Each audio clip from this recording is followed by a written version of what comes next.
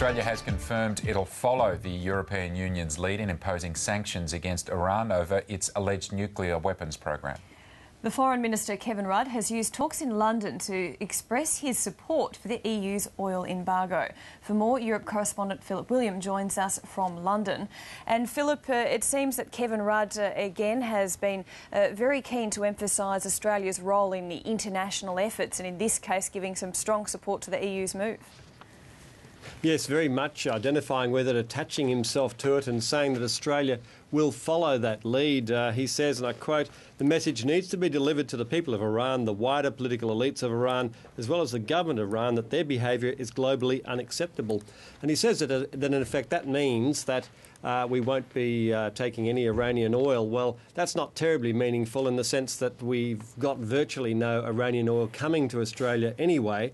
However, he says there is a real cost for Australia. He says that our exports have been slashed quite dramatically since we've been taking punitive action against Iran, so that it is quite measurable and it doesn't come without pain, but he says it's a cost that's worth bearing. So, yeah, it's a strong statement of support, and no doubt the Iranians will take very strong note of that and possibly restrict Australian imports from Australia even further. It's too early yet to get a reaction from the Iranian government. Has there been any reaction from the British government or others in the EU about Australia joining that and presumably other nations following suit as well?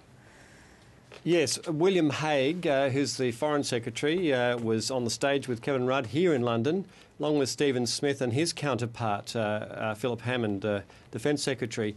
They were here for what they call the OCMIN talks, which are annual talks between those four individuals, basically to cement our diplomatic and defence relationships. And yes, they appreciated, the Brits certainly appreciated that support. They were obviously had discussed that in their conversations over the last 2 days here in London, and saw that as a positive. What actual effect it has is probably fairly negligible, but in the global sense, having the support of a middle power like Australia in the region we're in is very useful for the Brits and for the others, Europeans, of course, involved in those sanctions. Of course, those sanctions are phased in. They'll be over a 6-month period. And one of the reasons is, and this was discussed in the press conference today, was to allow Greece, which is fairly dependent on Iranian oil, to find other arrangements. If they just cut them dead, then they would be in trouble. They'd have no access to oil all of a sudden. So they've been given that period of grace. But yeah, no, undoubtedly the Australian support seen as a very useful adjunct to the other action by the European Union and by the Americans. And speaking of the OCMIN talks, how have they been progressing? Because we know Stephen Smith was keen to talk to the UK about some of their moves in terms of slashing their defence budget as well. How have those OCMIN talks been going? Well, look, basically they've both got the same problem. Both countries have the same problem. Pressure on budgets, and how do you make your dollar go further or your pound go further at a time of austerity? And so what they're looking at is possible even joint purchases in some stage in the future. And I guess it would work something like instead of getting 3 ships, you get 4 or 5, and therefore all of those are cheaper. Because you've got a bigger order coming from 2 different countries, but it's the one order effectively.